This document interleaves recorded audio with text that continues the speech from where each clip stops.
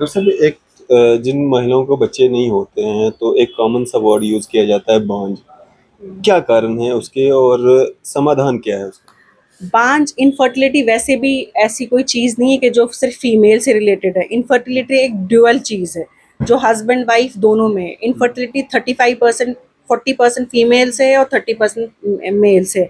और दोनों के जो फैक्टर्स कंबाइन होते हैं तो इनफर्टिलिटी होती है। ऐसा नहीं है कि मेल में कुछ नहीं होता है, मेल में भी बहुत सारी प्रॉब्लम्स होती हैं जो हमारे पास आते हैं, बट एक्सेप्टेंस नहीं है। अभी भी मैं आपके दर्शकों को ये बोलना चाहती हूँ कि अगर जब भी हमारे पास पेशेंट आता है, फीमेल ने तो एक बैटरी ऑफ टेस्ट किए होते हैं, मेल हमारे पास आता है उसने तो अपना एक सीमन एनालिसिस भी नहीं किया होता है। हम उसको पूछते हैं आपने टेस्ट नहीं कराया? नहीं डॉक्टर साहब, आप पहले इसी को इलाज करो। उसको भैया क्या इलाज करेंगे? ट्रीटमेंट तो दोनों का होगा ना, तभी तो इलाज होगा। सो अवेयरनेस ये भी है कि अब वो ज़माना चला गया है। इनफर्टिलिटी दोनों मेल फीमेल, जब दोनों पार्टनर्स का हमें पता चलेगा कि व्हाट इज़ द प्रॉब्लम, तो ट्रीटमेंट तो तभी होगा ना। हमारे पास हैं बहुत सारी ट्रीटमेंट कि वी आर ट्राइंग टू, मतलब उनकी फर्टिलिटी को थोड़ा सा वो करने के लिए हमारे पास बहुत सारे मेडिसिन हैं, बहुत सारी चीज़ें हैं जो हम करते हैं। और बहुत पेशेंट्स कंसीव भी करते हैं अनएक्सप्लेन इनफर्टिलिटी में, बहुत सारे पेशेंट्स कंसीव करते हैं। हाँ, जो बहुत सारे पेशेंट्स हैं नहीं भी कंसीव करते, तो उसमें आज के डेट में बहुत सारा आर्टिफिशियली भी कंसीव होने के लिए है कि आईयूआई है, आईवीएफ है। ये नाम सुन के तो पहले ये लगता था कि पता नहीं आईवीएफ कौन सी कोई बड़ी वो कोई चीज़ है, वैसा नहीं है। आईवीएफ में भी हस्बैंड वाइफ दोनों के, वाइफ के एग्स हस्बैंड का सीमन लेके ही सारा कुछ बनता है। तो वैसी चीज़ें भी हमारे पास आ गई हैं। बट इनफर्टिलिटी ऐसा नहीं है कि फीमेल को ही नाम दिया गया, it is combination of either one और बोथ और नन ऑफ द अबव। दोनों में से किसी को भी कोई प्रॉब्लम नहीं हो सकती, तब भी इनफर्टिलिटी हो सकती है। आप देख रहे हैं न्यूज़ सर इंडिया और मैं हूं अरफाज अहमद डायंग। आज की खास मुलाकात में हमारे साथ मौजूद हैं डॉक्टर महविश काजी जी, जो कि एमडी एमएस गायनी हैं। मैम, स्वागत है आपका न्यूज़ सर इंडिया में। मेरा थैंक यू सो मच, आप हमारे साथ बात करें। मेरा नाम डॉक्टर महविश काजी है। मैं प्रेजेंटली काम कर रही हूँ एसएमजीएस हॉस्पिटल में एज कंसल्टेंट। अभी मैंने अपना जो पीजी है वो सौरा से, स्किम सौरा से किया हुआ है, और उसके बाद मैं यहाँ पे एज लेक्चरर काम कर रही हूँ। तो आज आपके चैनल पे आके बहुत अच्छा लग रहा है। तो आप जिस बारे में हमसे अवेयरनेस हम अपने दर्शकों तक पहुंचाना चाहते हैं, जिस बारे में आप चाहते हैं, तो हम अपने दर्शकों तक पहुंचाएंगे। डॉक्टर साहब, मैं जानना चाहूँगा आपसे कि जिस तरह से महिलाएं जो हैं, आजकल का जो लाइफस्टाइल बिल्कुल बदल सा गया है और कुछ महिलाओं में देखा जाता है कि डिलीवरी को लेकर के काफ़ी सारी परेशानियां होती है। माँ बनना एक सबसे जो सुख मतलब इंसान ज़िंदगी में होता है, माँ बनना काफ़ी गर्व की बात होती है, लेकिन कुछ महिलाएं जो है माँ नहीं बन पाती हैं। तो क्या कुछ कारण रहते हैं? क्या कुछ मतलब लाइफस्टाइल जो हमारा अभी चल रहा है, जो बदलाव हुए हैं, वो भी एक कारण हो सकता है? हाँ, आजकल का लाइफ़स्टाइल जो हमारा है बिल्कुल चेंज हो गया है। पहले तो ऐसे होता था कि 18, 20, 25 साल की उम्र में शादियाँ हो जाती थी। सबसे पहला ये है कि आजकल सब करियर ओरिएंटेड है। सबने पहले अपनी पढ़ाई करनी है, 30-35 इयर्स उसी में चले जाते हैं।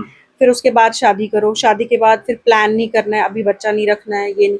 तब तक वो एज थोड़ी-सी चली जाती है। इसका ये मतलब नहीं है 40 से ऊपर भी आज बच्चे हो जाते हैं। बट ये है कि एक एज होती है जहाँ से हमारे जो एग्स हैं, ओवम है, ओवम से जो एग्स निकलते हैं, जहाँ से फर्टिलाइजेशन होती है, उसकी भी एक एज है जिसका है कि 25 टू 35 ईयर्स के बीच पे ही ये हो जाए तो बेटर है।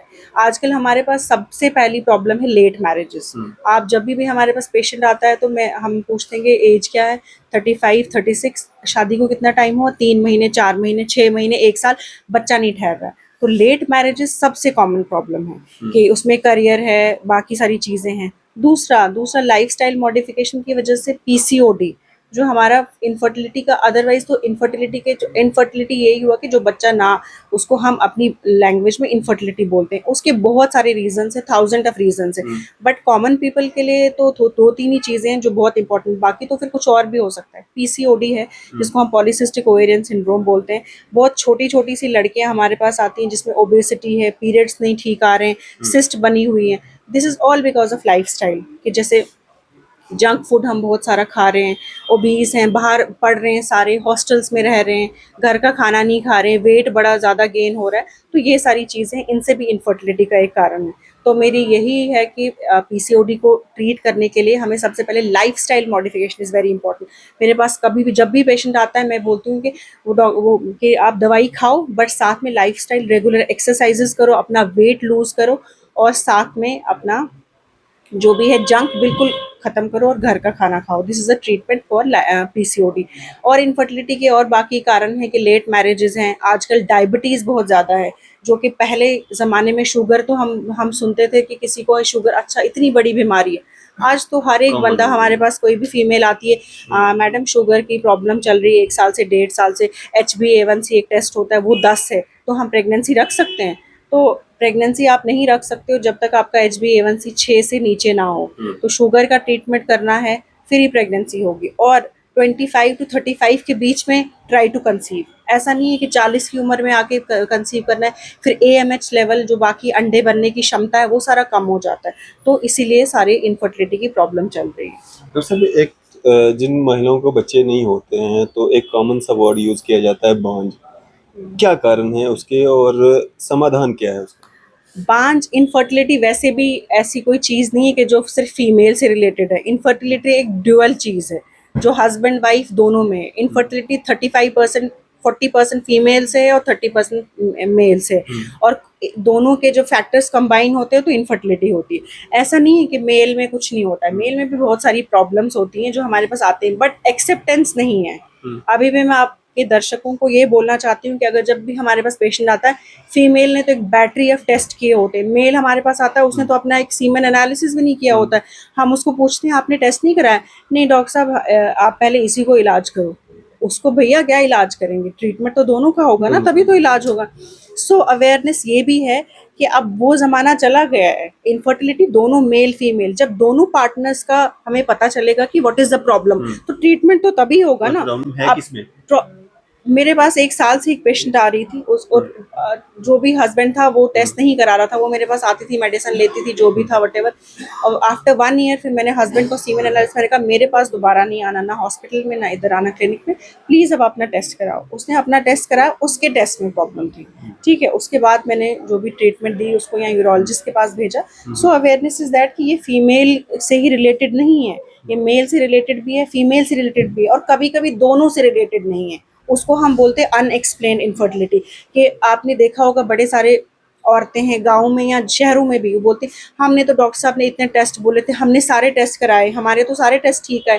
हस्बैंड भी बोलता है मैंने भी अपना टेस्ट, पता नहीं डॉक्टर ही कुछ दवाई नहीं दे रहा हमें। मतलब हस्बैंड में भी कोई प्रॉब्लम नहीं है, वाइफ में भी कोई प्रॉब्लम नहीं, बट अनएक्सप्लेन कुछ ऐसी चीज़ें हैं जो जेनेटिक हैं, ऑटो इम्यून है, बहुत सारे फैक्टर्स हैं, तब भी बच्चा कंसीव नहीं होता। इसका ये मतलब नहीं कि उस फीमेल में ही कोई प्रॉब्लम है या मेल में ही कोई प्रॉब्लम है। ये दोनों में भी हो सकती है, एक में भी हो सकती है, या किसी में भी नहीं हो सकती। और जो किसी में नहीं होती वो 20 to 30% वैसे आपके पास आएंगे। मेरे पास पेशेंट्स आते हैं जिनमें ना मेल में कोई प्रॉब्लम है ना फीमेल में कोई problem, but they are not able to उस कंसीव। सिचुएशन में क्या रास्ता है? उस सिचुएशन में हमारे पास हैं बहुत सारी ट्रीटमेंट के, वी आर ट्राइंग टू, मतलब उनकी फर्टिलिटी को थोड़ा सा वो करने के लिए हमारे पास बहुत सारे मेडिसिन हैं, बहुत सारी चीज़ें हैं जो हम करते हैं। और बहुत पेशेंट्स कंसीव भी करते हैं, अनएक्सप्लेन इनफर्टिलिटी में बहुत सारे पेशेंट्स कंसीव करते हैं। हाँ, जो बहुत सारे पेशेंट्स हैं नहीं भी कंसीव करते, तो उसमें आज के डेट में बहुत सारा आर्टिफिशियली भी कंसीव होने के लिए है कि IUI है, IVF है। ये नाम सुन के तो पहले ये लगता था कि पता नहीं IVF कौन सी कोई बड़ी वो कोई चीज़ है, वैसा नहीं है। IVF में भी हस्बैंड वाइफ दोनों के, वाइफ के एग्स हस्बैंड का सीमन लेके ही सारा कुछ बनता है। तो वैसी चीज़ें भी हमारे पास आ गई हैं। बट इनफर्टिलिटी ऐसा नहीं है कि फीमेल को ही नाम दिया गया, it is combination of either one और बोथ और नन ऑफ द अबव। इन दोनों में से किसी को भी कोई प्रॉब्लम नहीं हो सकती, तब भी इनफर्टिलिटी हो सकती है। डॉक्टर साहब, काफ़ी बार देखा जाता है कि जब शादी होती है, शादी के बाद मतलब एक लड़का हुआ, 2 लड़के हुए, 3 हुए, 4 हुए, तो ऐसा कुछ देखने को मिलता है, या लड़की हुई तो लड़की के बाद लड़कियां ही हो रही हैं।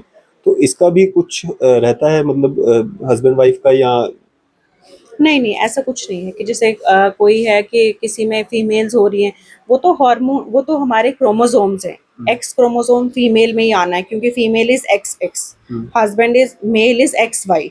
वाइफ का हमेशा एक्स क्रोमोसोम आएगा। हस्बैंड से अगर एक्स क्रोमोसोम आया तो फीमेल होगी, अगर हस्बैंड का वाई क्रोमोसोम आया तो मेल हुआ। तो इसमें तो वैसा कुछ नहीं है, इट इज़ ऑल क्रोमोसोमल कि कौन सा क्रोमोसोम उस टाइम पे आया। ऐसा नहीं है कि किसी को फीमेल होगी तो फिर आगे भी फीमेल होगी, आगे भी फीमेल होगी, या मेल हो रहे हैं मेल हो रहे हैं, तो वैसा नहीं है, ऐसा कुछ ऐसा नहीं। क्यों होता है जब बच्चियां पैदा होती हैं तो महिला को दोषी माना जाता है? अब वो तो हमारी सोसाइटी वैसी है ना, तो ऐसा तो कुछ है नहीं। मैंने तो अभी इसका लॉजिकल आपको एक्सप्लेन किया कि what is the logic behind it. Logic तो यही है कि क्रोमोसोम, ये तो मेल पे डिपेंड होता है कि वेदर फीमेल होगी कि ये होगी। ये तो हमने तो लोगों तक यही अवेयरनेस पहुंचानी है कि it is not the female who is responsible for कि जो भी होगा मेल या फीमेल होगा, क्योंकि female is XX chromosome 46XX। ये हमारी साइंस में है 46XX, मेल इज 46XY। अगर मेल का X क्रोमोसोम आया और फीमेल का तो आना ही X है, तो वो फीमेल होगी, लड़की पैदा होगी। फीमेल का X आएगा और वहां से Y आएगा तो वो लड़का पैदा होगा। फीमेल से तो हमेशा ही X आना है, तो ये तो कोई है ही नहीं। ये तो फिर जो क्रोमोसोम हस्बैंड से आएगा तो वही बच्चा होगा। तो ये तो हमारी सोसाइटी वैसे है कि अब अभी भी हम बहुत पुरानी सोच में वहाँ पे हैं। अभी भी मेरे पास बहुत अच्छे अच्छे लोग हैं, कुछ बहुत लोग अच्छे अच्छे तो फैमिलीज के बच्चे हैं, मतलब लड़के की चाह में जो है दूसरी शादियां कर लेते हैं। दूसरी शादियां कर लेते हैं। कुछ लोग एक बेटी हो रही है, दूसरी हो रही है, तीसरी हो रही है, चौथी बार भी प्रेगनेंसी कर रहे हैं कि हमारे पास लड़का होना चाहिए। तो ऐसे ऐसे चल रहा है, बट ये बिल्कुल गलत है। तब तक जो उस फीमेल की हालत वैसी हुई होती, कंसेक्यूटिव प्रेगनेंसीज इतनी ज़्यादा हैं कि 1 साल के बाद प्रेगनेंसी, फिर से 2 साल के बाद फिर से प्रेगनेंसी, 2 साल के बाद, 1.5 साल के बाद फिर से प्रेगनेंसी। अरे प्रेगनेंसीज को भी टाइम होने में at least you should have 2.5 to 3 years। 3 साल का गैप तो होना ही होना चाहिए दो प्रेगनेंसीज के बीच में। हमारे इंडिया में, हमारे गाँव में लोग आते हैं, 1 साल का बच्चा होता है और पेट में 3 महीने का बच्चा और लेके आते हैं। अच्छा 3 महीने का बच्चा है, पता ही नहीं चला। डॉक्टर साहब कैसे पता नहीं चला? दवाई नहीं थी, कुछ बताई नहीं, हस्बैंड ने माना ही नहीं, हस्बैंड ने कहा अभी और बच्चा करना। सो ये अवेयरनेस बहुत ज़रूरी है कि फीमेल को एक इंसान समझा जाए, कि वो कोई बच्चे पैदा करने की मशीन नहीं है। तो बच्चे पैदा करने का भी एक सिस्टम रखा है ऊपर वाले ने, एटलीस्ट 3 साल का नहीं तो 2, ढाई, 3 साल का गैप रखो, तब बच्चे पैदा करो। मतलब नॉर्मली बच्चा मतलब 9 महीने के बाद पैदा होता है, लेकिन काफी बार देखा जाता है कि 7 महीने में भी बच्चा पैदा हो जाता है, तो उसके क्या कारण रहते हैं? वो तो उसको हम प्री टर्म बर्थ्स बोलते हैं। उसमें तो बहुत सारे रीज़न होते हैं कि जैसे कोई कॉम्प्लिकेटेड प्रेगनेंसी है, जैसे डायबिटिक है, जो मैंने अभी शुगर के बारे में बात कर रही थी वो आ गया, कहीं हाइपरटेंशन है, बीपी की प्रॉब्लम बड़ी ज़्यादा हो रही है, पेशेंट का बीपी बड़ा अनकंट्रोल्ड रह रहा है और उस बीपी की वजह से जो बच्चा पेट में उसको नुकसान हो रहा है। जैसे हम अल्ट्रासाउंड करा रहे हैं कि तो बच्चे के जो ब्लड कम जा रहा है, ऑक्सीजन कम जा रही है, तो वो वैसे वैसे रीजंस होते हैं। फिर और कोई कारण हो गया कि पानी चल रहा है, वो बहुत सारे फैक्टर्स हैं कि जहाँ हम 9 महीने तक प्रेगनेंसी कैरी नहीं कर सकते, तो वो रीजंस है जहाँ हमें 7वें महीने में या 8वें महीने में हमें प्रेगनेंसी को टर्मिनेट करना पड़ता है, कि हमें डिलीवर करना पड़ता है, कि हम 9 महीने तक उस बच्चे को नहीं ले सकते। तो उसमें भी फिर ये है कि वो कुछ वैसी जगह पे होना चाहिए जहाँ पे अच्छी निक्कू फैसिलिटीज़ हो। निक्कू फैसिलिटीज़ बच्चे के लिए हो, कि बच्चा अगर तुम 7वें महीने में हो रही है डिलीवरी या सिजेरियन हो रहा है, उसके बाद वो कितने टाइम तक निक्कू में रहेगा, कैसा रहेगा, वो सारी चीज़ें हमें देखनी पड़ती हैं। डॉक्टर साहब एक चीज जो देखी जा रही है, नॉर्मल डिलीवरीज में जो है वो कमी आ रही है और सिजेरियन जो है वो ज्यादा हो रहे हैं, इसका क्या कारण? ऐसा हो रहा है। सबसे पहला फैक्टर तो यही है कि आज पेशेंट आता है तो वो तो पहले ही हॉस्पिटल में बैठ के या क्लिनिक में बैठ के सबसे पहली बात ये होती है कि डॉक्टर साहब मैंने जी ऑपरेशन कराना है, मैंने नहीं नॉर्मल डिलीवरी करानी है। ठीक है, सबसे पहले ये अवेयरनेस बहुत इंपॉर्टेंट है कि नॉर्मल डिलीवरी तो सबसे बेस्ट है। ठीक है, तो अनलेस एंड अनटिल कोई कॉम्प्लिकेशन है, वो तो हर प्रेगनेंसी में नहीं होती, बहुत कम प्रेगनेंसीज है जिसमें, जैसे मैंने आपको बोला कि बहुत ज़्यादा अनीमिया है, किसी को शुगर है, किसी को बीपी है, कोई और कोई प्रॉब्लम से, हार्ट की प्रॉब्लम है, जिसमें हमें पता है कि हमने क्या करना है क्या नहीं करना है।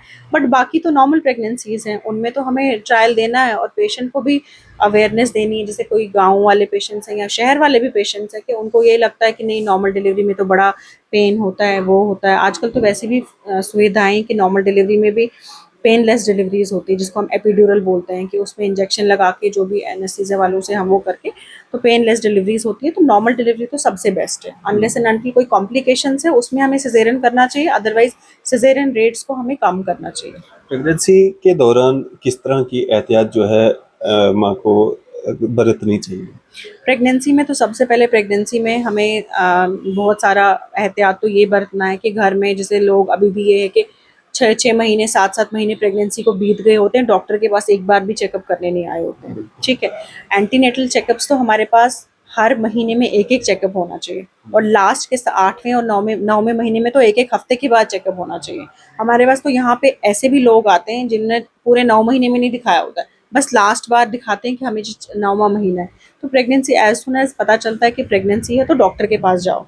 ज़रूरी नहीं है कहीं गाँव में कोई रहता है तो कोई सीएचसी है, पीएचसी है, कोई डॉक्टर तो बैठा होता है। या हम यहाँ पे शहर में तो हमारे पास आके चेकअप कराना। चेकअप ये कराना है कि हमें हमें पहले ही महीने में कुछ टेस्ट कराने होते हैं। वाइफ के टेस्ट कराने हैं, हस्बैंड के टेस्ट कराने हैं, शुगर कराना है, थायराइड कराना, जो भी बेसलाइन हमारे टेस्ट होते हैं, अल्ट्रासाउंड होते हैं। हमारे पास कभी-कभी पेशेंट आते हैं एचआईवी सातवें, का भी होता है शायद, एचआईवी का टेस्ट है, एचबीएस का टेस्ट है, ताकि सीरोलॉजी वक्त रहते सारी। पता चल हाँ, सके। पहले ये सारी चीज़ें पता होनी चाहिए कि हम उस पेशेंट को उसी हिसाब से आगे चल के चलें। बड़ी बार पेशेंट हमारे पास 9वें महीने में आता है, कहीं कुछ टेस्ट हुआ ही नहीं, तो फिर हम एचबीएस एचआईवी कराते हैं, वो पॉजिटिव होता है। तो फिर वो हमें वैसे ही प्रिकॉशंस लेने होते हैं। हम अपने लिए जो हम ट्रीट डॉक्टर्स करते हैं, हमारे लिए, पेशेंट के लिए और जो बच्चा है उसके लिए। तो अगर पहले ही ये सब चीज़ें पता हो, जैसे पहले ही सारे टेस्ट पता हो, पहले टेस्ट में पता चले अच्छा इसको थायराइड है, हम पहले से ट्रीट करें। बिल्कुल। पहले शुगर का पता है, पहले से ट्रीट करें। अल्ट्रासाउंड पहले कराएं कि अच्छा बच्चा ठीक है नहीं है। तो ये बहुत सारी चीज़ें ऐसे होती हैं जो पहले अर्ली अल्ट्रासाउंड में पता चलती है, बाद में नहीं पता चलती है। 8वें 9वें महीने में अल्ट्रासाउंड पे करा के पेशेंट्स आते हैं हमारे पास, पहले कभी कराया नहीं होता है। आईजी हाइड्रोकफेलिस से बच्चा खराब बच्चा बना हुआ है। तो वही अल्ट्रासाउंड अगर पहले किया हो, दूसरे तीसरे चौथे महीने तक पता चले, तो उसी उसी टाइम पे हम उसको टर्मिनेट कर सकते हैं। इतना आगे करने की ज़रूरत ही नहीं है। तो यही एहतियात है कि जब भी प्रेगनेंसी हो तो साथ वाले डॉक्टर के पास, जो भी आगे पीछे पीएचसी सीएचसी है या अच्छे सेंटर में जाके अपने सारे टेस्ट कराने, अपने अल्ट्रासाउंड कराने, जितने विजिट्स हैं, जैसे भी मंथली विजिट्स हैं वैसे जाना है, जो भी ट्रीटमेंट रखा है वो कराना है। एनटी-एनबी स्कैन एज के हिसाब से, हमें लगता है कि उम्र ज़्यादा है पेशेंट की, 35 से ज़्यादा है या 30 से ऊपर है, तो कुछ और टेस्ट होते हैं जो चौथे महीने में होता है, फिर 5वें महीने के अल्ट्रासाउंड होता है।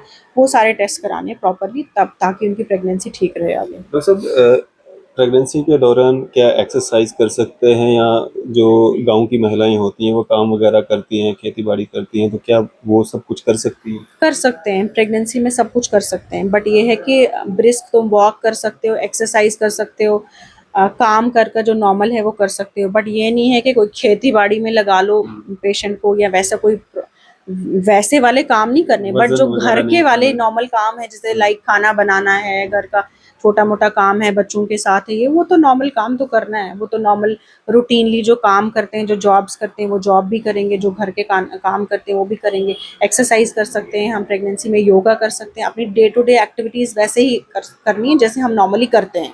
बट यही है कि एक्स्ट्रा कोई वैसी वाली चीज़ नहीं करनी है कि जैसे हम कोई एक्स्ट्रा खेती बाड़ी में लगा लें, कोई वैसा वाला बहुत भारी वो करें। अगर कोई कॉम्प्लिकेशन है, जैसे प्लेसेंटा प्रीविया है या बहुत सारी कॉम्प्लिकेशंस हैं, वो हम पहले ही पेशेंट को बता देते हैं या उनके अटेंडेंट्स को बताते हैं कि ये जी कॉम्प्लिकेटेड प्रेगनेंसी है, इसमें ऐसा होगा। अदरवाइज 80-90% प्रेगनेंसीज नॉर्मल होती हैं, उसमें हम रेगुलर काम कर सकते हैं। वैसे कई बार देखा जाता है कि बच्चा उल्टा हो जाता है पेट में, उसके क्या कारण होते हैं, कैसे?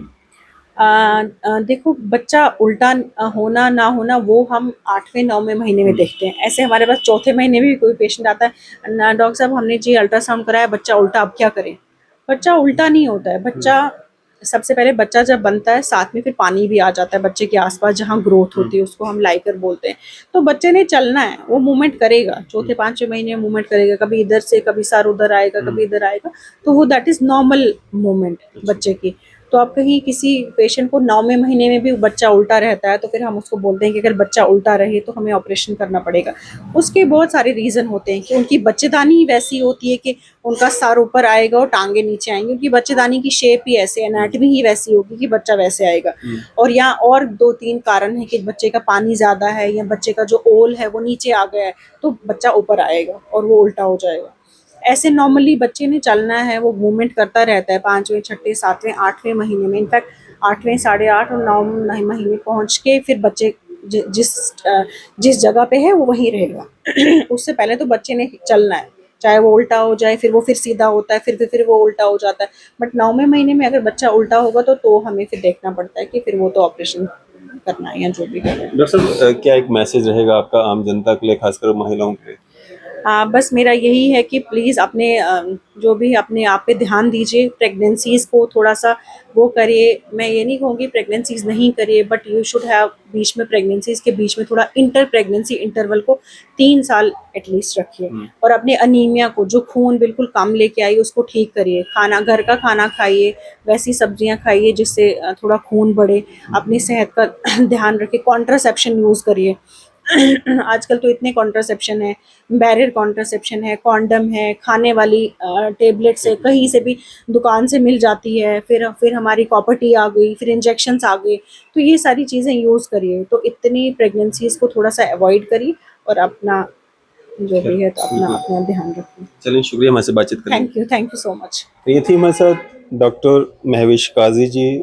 आपकी इस पे क्या राय है? आप भी अपनी राय जो है ज़रूर साझा कीजिएगा। इसी तरह की मज़ीद अपडेट्स के लिए आप देखते रहें न्यूज़ सर इंडिया। मैं अरफाज मडैन, कैमरामैन शाहनवाज के साथ।